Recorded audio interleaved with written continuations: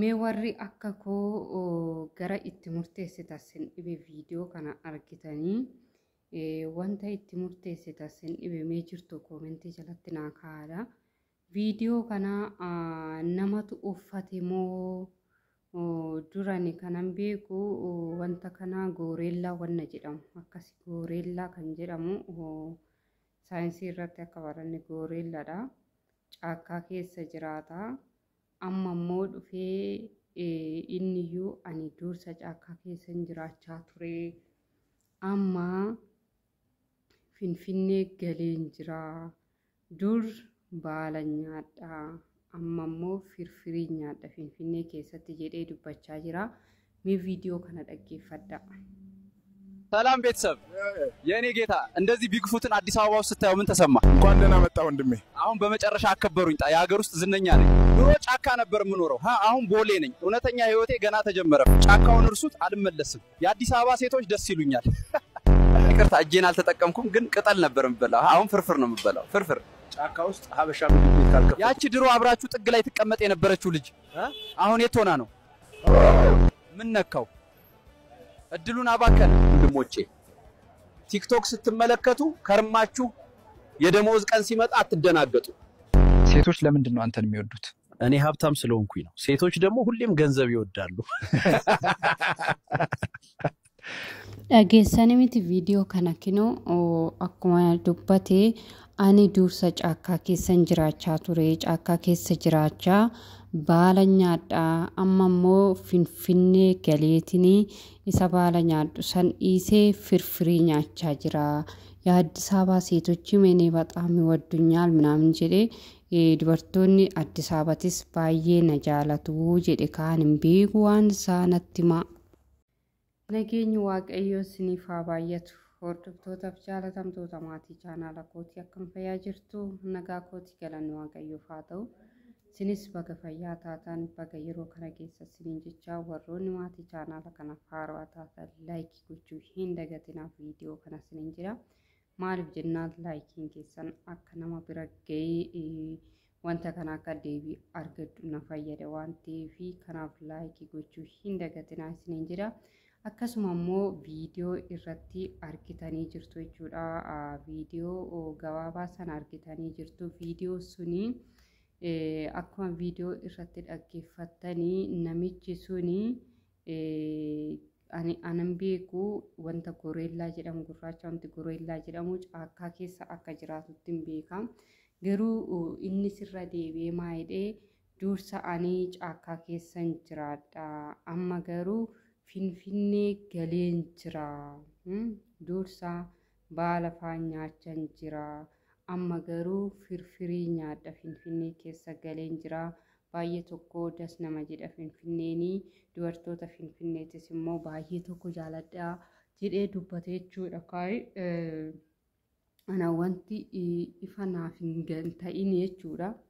Wanti kun ammam dhugaadha. Ammam dhugaadha wanti kun. Moo sobee nu goyoomsuudhaaf wanta asii gadi keewwatanii ijoolleen piraankii ittiin hojjetan isa keewwatee dhufeeti moo dhuguma namichi kuniin namichi goreellaa jedhamu kuni dhuguma Finfinnee keessa galeeti maaltu dhufaa jira hizbii keenya maaltu ta'aa jira goreellaan kuni dhuguma caakkaadhaa bahee Finfinnee keessa jiraachuu dhufe dhuguma caakkaa keessaa bahee Finfinnee keessa jiraachuu dhufe kana ifa naa taasisa. Warri immoo akka carraatti daandii irratti argitanii eeyyanii iddoo akkanaatti argitee naan jira deemen ilaala. Deemen ilaalaa jechuudha. Sanummoo ana dubartoonni baay'ee tokko na jaalatu. Inni seetochi በጣም ይወዱኛል. ምክንያቱም እኔ ባለ ሀብት ነኝ ብር አለኝ ብርር ጀዲ በደቦ ana dubartoonni baay'ee na jaalatu birrii wantan qabuu fi dursa caakkaa keessa jiraachaa ture amma Finfinnee dhufee jira. Abba suusii baala taphaku suusii oduuti malee buna yoo ta'e ganama dhugeera suusii oduuti kun kanaaf jedhee odeessaa jiraaniyyuu maaltiin jechuu barbaade namichi kun baala haftidhaanii dubartoonni baay'ee na jaalatu maal jedhee kan odeessaa jiru kuni dhugaadhuma isaatiin jedhani dhugaadhuma isaati moo piraankii nu gochaa jiru hizbii keenya gadi baatee natti maal taatassini immichi kuni dhuguma dhugaati moo immichi isaa piraankiidha kana adda naaf baasa asin deemu interview isaan arga achin deemu interview isaan arga dhuguma namni kuni namichuma gooreellaa jedhamee caakkaa keessa jiraatu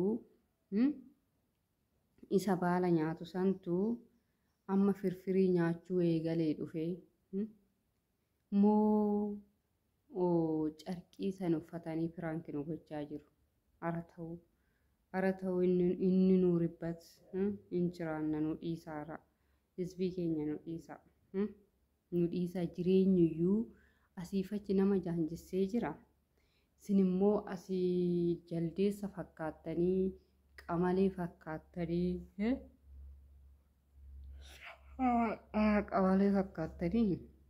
daandirra deemtanii nu rakkisina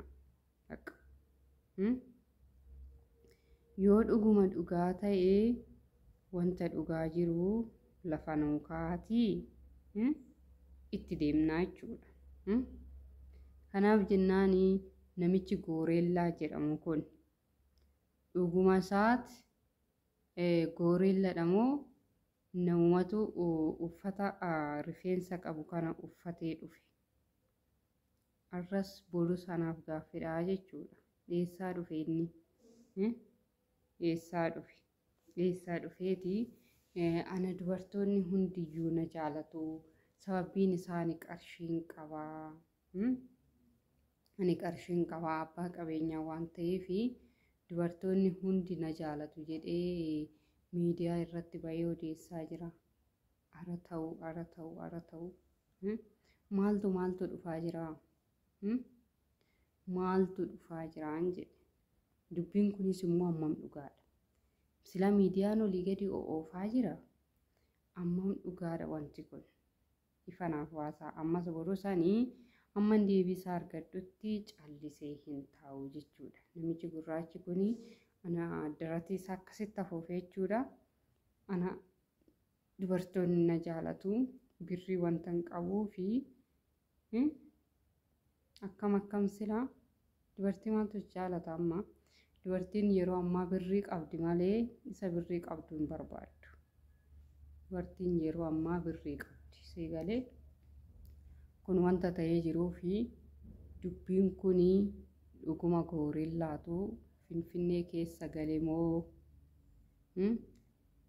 sobaniiti wanta garaagaraa itti uffisaniitu finfinnee galchani wanta kana akka addanaa baastaniifini hordoftootaaf jaalatamtoota maatii kooyi oduu isinitti hin baayisu egaa turtii hanga yoonaa na waliin taasistaniif guddaa galatoomaa galata guddaa na biraa qabdu turtii gaarii isiniif haa ta'u baay